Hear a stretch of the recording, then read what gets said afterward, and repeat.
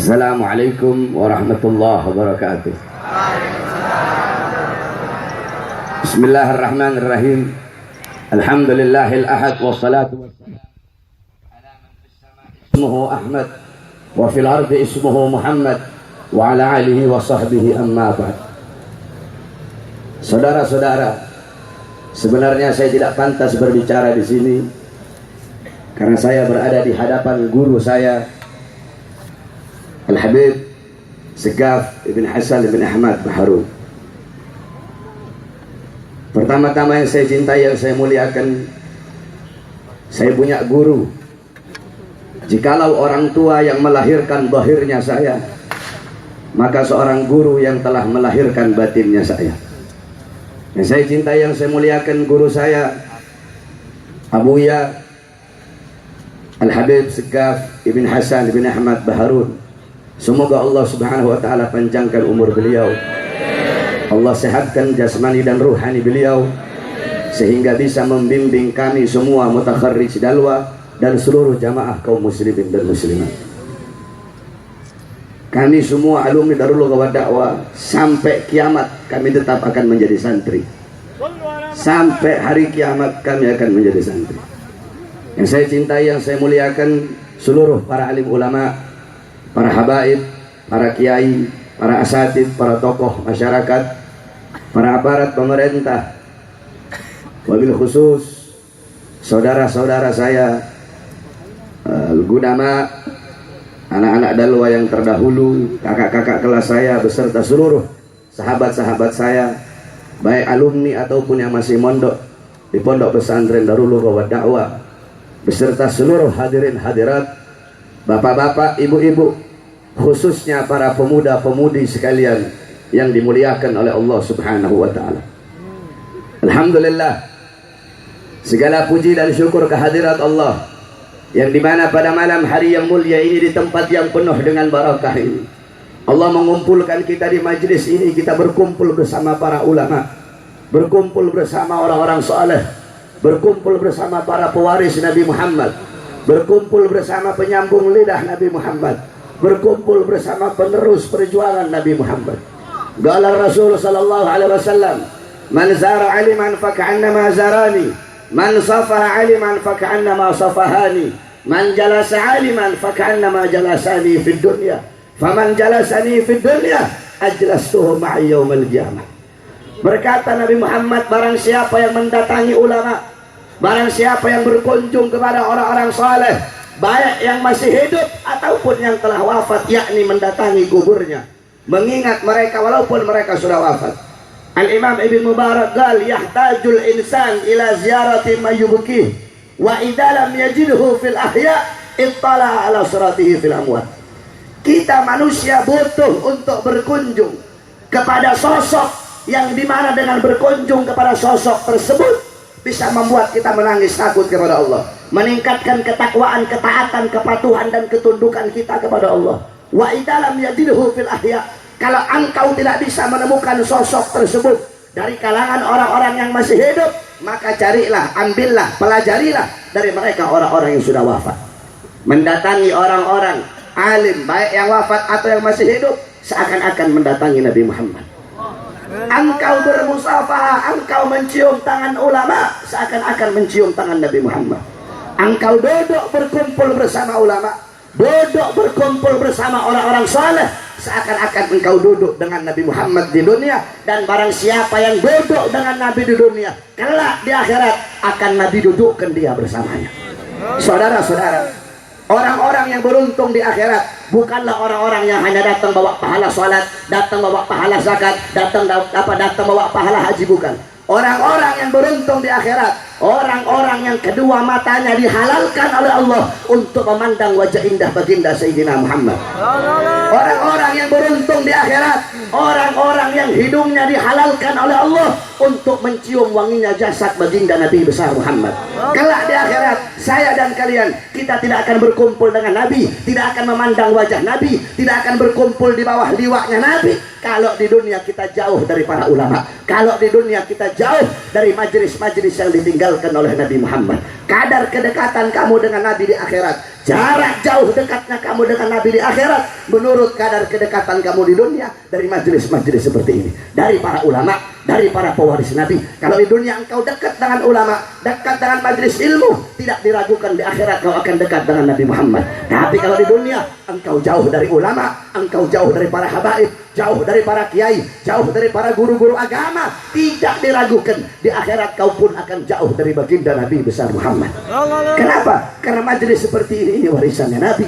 Nabi tidak mewarisi harta, pangkat, jabatan, tahta, kekuasaan, emas, permata, intan, berlian. Bukan itu warisannya Nabi. Warisannya Nabi ilmu, amal, akhlak, wara, khauf, ikhlas, sabar, takwa, istiqamah, zuhud, ibadah, qanaah, khasyah.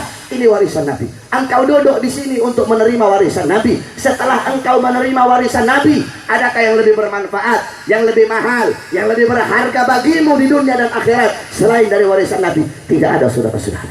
Maka beruntung kita. Kita berkumpul bersama ulama, berkumpul bersama orang-orang saleh. Saudara-saudaraku sekalian yang dimuliakan oleh Allah Subhanahu wa taala. Satu bulan Ramadan, kita berjuang, kita bermujahadah, berperang melawan hawa nafsu. Sebagaimana disampaikan oleh Nabi ketika beliau pulang dari perang, beliau berkata, raja'na min jihadil asghar ila jihadil akbar. Wahai para sahabat, kita telah pulang dari perang yang kecil menuju perang yang besar. Kita telah pulang dari perjuangan yang kecil menuju perjuangan yang besar. Kita telah pulang dari melawan musuh yang kecil pergi melawan musuh yang besar.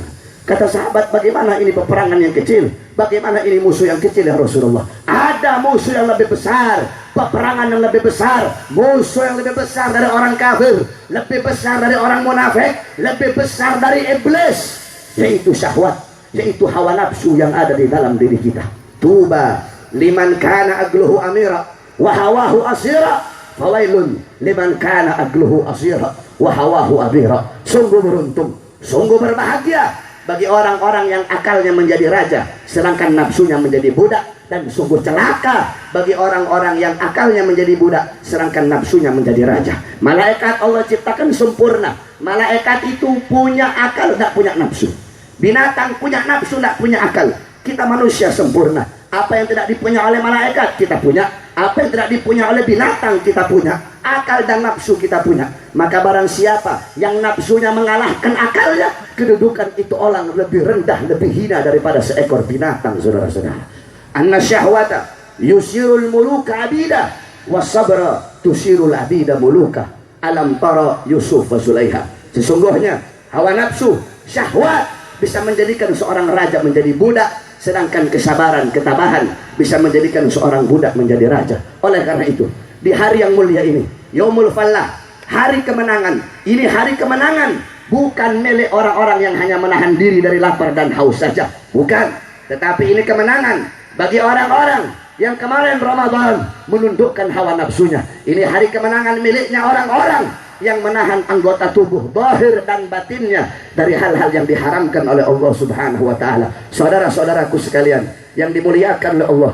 Oleh karena itu, saya sedikit meneruskan apa yang disampaikan oleh saya punya guru tentang bagaimana pendidikan, bagaimana hendaknya bagi kita sebagai orang tua harus mendidik kita punya anak-anak dengan pendidikan agama. Saudara-saudara, hakul walad alal walid. Haknya seorang anak terhadap orang tua an yuhsin ismahu. Hendaknya bagi orang tua itu membaguskan nama anak-anaknya. Kasih kau punya anak-anak nama yang bagus, nama yang baik. Ini orang-orang sekarang kasih nama anaknya engkau bertasyabuh kepada artis. Engkau menyerupai para artis. Kasih nama anaknya Tommy, kasih nama anaknya Hengki, kasih nama anaknya Johnny. Engkau kasih nama yang bagus anak-anakmu, nama-nama yang sunnah, nama-nama memakai ta'bid. Ta'bid yakni memakai abad, Abdullah, Abdurrahman, Abdurrahim, Abdul Razak, Abdul Malik. Kemudian nama yang tafaulan kepada orang-orang soleh, tafaulan kepada para ulama, fuqaha, hukama, Nawawi, Suyuti, Syafi'i, Syarwani, Syarbini, dan lain-lainnya. Kemudian makruh hukumnya engkau menamakan anak-anak kamu dengan nama-nama orang fasik, dengan nama-nama orang fajir, dan haram hukumnya bagi engkau untuk menamakan nama anak-anakmu dengan nama-nama dewa, Latta, Uzza, Rama, Krishna, dan lain-lainnya. Kemudian hakul walad alal walid alimuhu wa adibuhu. Didik kau punya anak, ajarkan engkau punya anak Al-Quran, Dedek kau punya anak, ajarkan kau punya anak tentang pendidikan agama. Khususnya kalian sebagai seorang perempuan, kalian madrasatul ula, kalian pendidik pertama, madrasah pertama, kalian muallimah, mudarrisah, muaddibah lil abna. Kalian adalah pengajar, kalian adalah pendidik bagi putra putri kalian. Makanya Allah mengibaratkan perempuan itu dalam Al-Quran hiris. Allah ibaratkan bagaikan ladang. Hirsul lakum, istri kalian ladang bagi kalian. Bagus buruknya anak tergantung dari ibunya. Saudara-saudara kalian yang bercocok tanam, istri kalian adalah ladang. Kalau engkau bercocok tanam di ladang yang baik, hasilnya bakal baik. Kalau engkau bercocok tanam di ladang yang rusak, ladang yang kering kerontang, hasilnya pun bakal rusak. Ibu-ibu, maka jadilah engkau seorang wanita yang salehah, alimah, jayyah, abidah, zahidah. Coba engkau lihat Hadramut. Hadramut melahirkan aulia, melahirkan ulama, melahirkan fuqaha. Kenapa? Itu tidak terlepas dari kepribadian wanita-wanita yang ada di sana. Kamu mau tahu bagaimana kepribadian wanita yang ada di sana? Al-Imam Al-Habib Ahmad bin Hasan Al-Affas, beliau menceritakan, aku pernah menemukan catatan tangan seorang wanita dari kabilah Al-Amudi. Itu wanita menulis dengan tangannya syarah kitab Minhaj. Dia tulis dengan tangannya. Di akhir tulisan, wanita itu berkata, tolong dikasih uzur kalau ada kata-kata yang salah, karena aku menulis ini kitab dalam keadaan menyusui anak-anakku. Saudara-saudara, itu perempuan nyusuin anaknya sambil bikin kitab. Tidak heran di Hadramut sana masih kecil udah hafal kitab. Nanti beranjak dewasa mereka menjadi mu'alif kitab, mereka menjadi pengarang kitab. Al-Imam Al-Habib Abdullah bin Al-Haddad umur 7 tahun, umur 3 tahun buta beliau. Umur 3 tahun buta kena penyakit cacar menyebabkan buta. Di umur 7 tahun hafal Quran. Di umur 9 tahun hafal Kutubus Sittah, Bukhari, Muslim, Jami' Tirmidzi, Sunan Abi Daud, Nasai, Ibnu Majah. Di umur 11 tahun hafal kitab-kitab Imam Ghazali, Ihya Ulumuddin, Bidayatul Hidayah, Minhajul Abidin, dan Niyarul Ilm. Itu umur 11 tahun. Al-Imam Al-Habib Abdullah bin Abu Bakar Al-Idrus umur 7 tahun puasa selama 2 tahun berturut-turut dan cuma berbuka dengan 2 butir kurma. Umur 10 tahun puasa selama 4 tahun berturut-turut dan cuma berbuka dengan 4 butir kurma. Muqaddam Tsani Al-Imam Habib Rahman Segaf di umur 7 tahun menghatamkan Al-Quran dalam 1 rakaat sholatnya. Kenapa ini bisa terjadi? Itu tidak terlepas dari kepribadian ibu-ibu mereka. Itu tidak terlepas dari kepribadian wanita-wanita yang ada di sana. Kalian ibu-ibu zaman sekarang, kalian tahu di mana letak kursi kalian, di mana letak dapur kalian, tapi kalian tidak tahu di mana letak anak-anak perempuan kalian ketika malam. Emas, saya tanya ibu-ibu, engkau jawab semua. Emasmu, permatamu, uangmu, apakah engkau taruh engkau taruh di luar rumah? Ibu-ibu jawab, kamu punya emas permata, kamu taruh di luar rumah atau dalam lemari? Kau taruh di mana? Engkau taruh dalam lemari, kau kunci rapat-rapat agar orang tidak lihat. Kalau emas permata intan berlianmu kau taruh dalam lemari, kenapa anak-anak perempuanmu kau umbar kayak binatang? Apakah intan berlian lebih berharga daripada anak-anak perempuan kamu?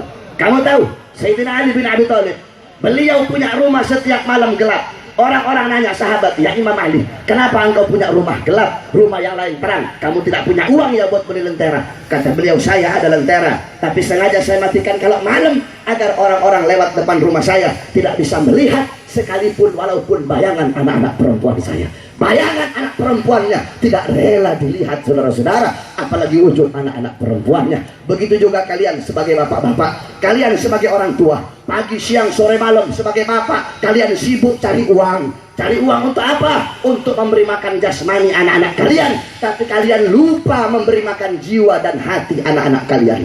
Apakah kalian pikir kewajiban sebagai bapak cuma kerja cari uang ngasih makan jasmani anak? Kalau kewajiban orang tua cuma ngasih makan jasmani anaknya, tidak ada beda dengan seekor binatang. Bahkan binatang kamu belum bangun, itu binatang udah bangun cari rizki untuk anak-anaknya. Maka kewajiban kalian untuk memberi makan hati anak-anak kalian. Apa makanan hati? Ilmu, saudara-saudara. Ilmu di sini bukan ilmu dunia, bukan ilmu SD, SMP, SMA sebagaimana tadi dijelaskan oleh guru saya, tetapi ilmu di sini adalah ilmu akhirat. Didik kau punya anak-anak dengan pendidikan agama. Jangan heran kalau kau tidak didik anak-anakmu dengan pendidikan agama, anak-anakmu cium tangan di pipi, iya kan? Cium tangan di dahi, cium tangan di dagu, cium tangan di atas hidung. Padahal harusnya cium tangan itu di lubang hidung, bukan cuma ditempel tapi dihirup. Itu yang diajarkan oleh Nabi. Kenapa anak-anakmu cium tangan di pipi, cium tangan di dahi? Karena engkau sebagai orang tua lalai untuk mendidik anak-anak kamu dengan pendidikan Nabi Muhammad SAW. Yang terakhir, wasiat saya yang terakhir kepada para penguasa. Ini bulan Syawal, hendaknya kalian para pemerintah minta maaf kalian kepada para ulama, minta maaf kalian kepada para ulama, para habaib, para kiai yang kalian zalimi. Para ulama, para kiai, mereka orang soleh. Kalau kalian minta maaf, pasti kalian akan dimaafkan oleh mereka. Apalagi Habib Rizik, beliau seorang cucunya Nabi Muhammad. Kamu tahu Nabi Muhammad, beliau hidup dalam kuburnya. Nabi tidak wafat. Nabi menyaksikan apa-apa yang kalian lakukan untuk anak cucunya. Kamu tahu, hei para pejabat, pangkat kekuasaan yang Allah berikan kepada kalian itu adalah amanah, itu anugerah dari Allah untuk kalian. Kenapa kalian gunakan justru untuk menzolimi orang-orang yang Allah wariskan ilmu kepada mereka? Harusnya kalian pakai dengan sebetul-betulnya, bukan malah kalian gunakan untuk menzolimi para ulama. Maka minta ampun kalian, minta maaf kalian kepada para ulama, khususnya cucunya Nabi Muhammad. Kalau di akhirat kamu akan jawab apa di hadapan datuknya baginda Nabi besar Muhammad? Perkara-perkara yang menyakiti hati Sayyidatuna Fatimah itu pun menyakiti baginda Nabi besar Muhammad. Tidak ada perkara yang lebih sakit bagi Sayyidah Fatimah kecuali melihat anak cucunya disakiti, saudara-saudara. Oleh karena itu, minta ampun kalian sebelum kalian menjadi orang-orang yang muflis, sebelum kalian menjadi orang-orang yang rugi, sebelum kalian menjadi orang-orang yang bangkrut. Atadruna madil muflis. Nabi bertanya kepada sahabat, tahukah kalian orang-orang yang bangkrut? Tahukah kalian orang-orang yang rugi? Kata sahabat, orang-orang yang rugi itu ya Rasulullah, orang-orang yang habis modal, tidak punya uang, orang-orang yang gulung tikar. Bukan, kata Nabi, orang-orang yang rugi kelak di akhirat. Ja'a bi sholatin, dia datang bawa pahala sholat, pahala zakat, pahala haji. Dia datang bawa pahala yang banyak. Ketika dia mau dimasukkan surga, datang satu orang, ya Allah, ini orang dulu dia zolimi saya, pahalanya dikasih kepada orang yang dizolimi. Datang lagi, ya Allah, contoh begini, contoh si Tito, saya jadikan contoh si Tito. Nanti di akhirat datang ulama, ya Allah, ini si Tito dulu dia zolimi saya, ya Allah, diambil pahalanya Tito dikasih kepada orang yang dizolimi. Ya Allah, dulu si Tito penjarakan saya, ya Allah, diambil pahalanya dikasih. Udah habis pahalanya, saudara-saudara. Datang lagi, ya Allah, dia dulu pernah fitnah saya, habis pahalanya. Dosa orang yang difitnah dikasih, saudara-saudara. Kemudian siapa lagi? Mak Banteng datang, Megawati lagi datang, orang-orang, ya Allah, ini dia dulu merampas hak rakyat, ya Allah, ya Allah, dia jual harta rakyat, dia jual aset-aset rakyat untuk kepentingan perutnya, ya Allah. Berapa banyak jutaan rakyat kan kelaparan gara-gara dia, ya Allah. Diambil pahalanya dikasih, saudara-saudara. Datang lagi Jokowi, ya Allah, Jokowi datang begitu terus. Terakhir Bahar bin Smith ditanya sama, datang satu orang, ya Allah, ini Bahar dulu pernah zalimi saya, ya Allah, diambil saya punya pahala. Kalau memang saya ada pahala, dikasih sama dia. Datang kemari si Tito, ya Allah, si Bahar dulu bilang saya bangsat, ya Allah, diambil saya punya pahala dikasih ke Tito, saudara-saudara. Datang Megawati, ya Allah, si Bahar dulu bilang saya ini mak banteng, ya Allah, diambil saya punya pahala dikasih. Terakhir datang Jokowi, saudara-saudara. Ya Allah, si Bahar ini kurang ajar, ya Allah. Dulu di dunia Bahar bilang saya muka polos, otak iblis, ya Allah. Kata Allah, kau memang muka polos, otak iblis kau itu. Rakyat tertipu sama kepolosanmu, rakyat tertipu dengan kesederhanaanmu. Akhirnya saya menjadi orang-orang yang rugi, saya menjadi orang-orang yang bangkrut karena saya masih hidup berbuat zalim kepada sesama manusia. Ingat yang terakhir, dalam kitab Syarhul Hikam dijelaskan, kesalahan kita kepada Allah bisa Allah ampuni, tapi kesalahan kita kepada manusia, bahkan ahli waris daripada manusia tersebut tidak punya hak untuk memaafkan kita apabila dia sudah wafat. Seumpama saya punya salah sama kamu, kamu wafat, ahli waris kamu tidak punya hak untuk memaafkan saya. Terus apa yang harus saya lakukan? Perbanyak ibadah dengan harapan agar nanti itu kamu memaafkan saya punya kesalahan. Oleh karena itu kalian para pejabat insaf kalian, takut kalian, minta maaf kepada para ulama. Begitu juga saya minta maaf kepada kalian, dan semuanya kita saling menghalalkan kesalahan kita mumpung kita masih hidup, mumpung kita masih bernyawa. Oleh karena itu kita doakan, mudah-mudahan para pejabat diberikan hidayah oleh Allah, mudah-mudahan para penguasa Allah kasih mereka hidayah, mudah-mudahan Allah rubah keadaan mereka menjadi penguasa yang baik, menjadi pejabat-pejabat yang baik, menjadi pejabat yang beriman kepada Allah Subhanahu wa taala. Para ulama semoga Allah kuatkan beliau-beliau, Allah Subhanahu wa taala kuatkan langkahan kaki mereka dalam berdakwah di jalan Allah dan dalam berjuang di jalan Allah Subhanahu wa taala. Kita doakan juga Habib Rizik bin Husain bin Syihab, semoga Allah panjangkan umur beliau, Allah sehatkan jasmani dan ruhani beliau, Allah perkuat langkahan kaki beliau dalam berdakwah di jalan Allah Subhanahu wa taala. Saya doakan juga pagi, siang, sore, malam untuk saya punya guru Al-Habib Segaf bin Hasan Baharun, Al-Habib Zain bin Hasan Baharun, Al-Habib Ali bin Hasan Baharun, Al-Habib Husain bin Hasan bin Ahmad Baharun, beserta seluruh guru-guru saya di pondok. Yang terakhir saya mau kasih tahu, saya ini walaupun udah keluar dari pondok, tapi sampai sekarang kalau saya ketemu saya punya guru di pondok, bukan habaib. Saya punya guru yang ajam, tapi dulu dia ngajar sorob, dulu ngajar nahu, sampai sekarang saya cium tangan bolak-balik sama dia. Walaupun dia tarik, dia punya tangan, saya jangan Ustaz, jangan Ustaz, antum mana punya guru, sampai kiamat antum mana punya guru Ustaz. Oleh karena itu kami para santri sampai kiamat kami tetap akan menjadi santri. Maka hendaknya bagi kita para alumni, para mutakharrid untuk memiliki sifat tawaddu kepada guru, sebab kita tidak akan mendapatkan keridhaan Allah tanpa mendapatkan keridhaan seorang guru. Mudah-mudahan guru-guru kita semua dimudahkan urusannya oleh Allah. Amin, amin ya rabbal alamin. Wal afu minkum. Wassalamualaikum warahmatullahi wabarakatuh. Jazakumullah khairan katsiran jaza tausiah agama yang disampaikan oleh Hadratul Mukarram Al Habib Bahar bin Ali bin Smith. Mudah-mudahan bermanfaat untuk kita semua. Amin.